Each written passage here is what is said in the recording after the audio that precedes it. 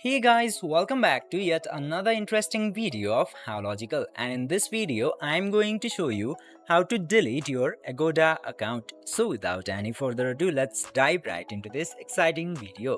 Now, in order to delete your Agoda account, you just simply have to open your Agoda application at first, and after opening the Agoda application into your device, you just simply have to tap into this more button at the bottom right corner, and from there you will get to see so many options again.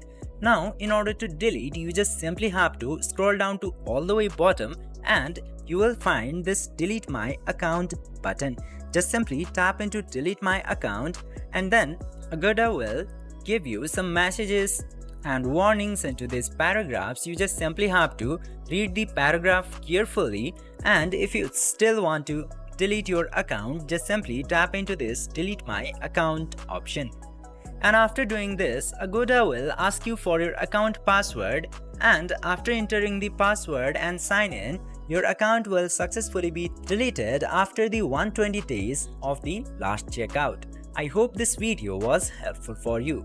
If yes, don't forget to like, share and subscribe to the channel to never miss another update. Thank you for watching the video.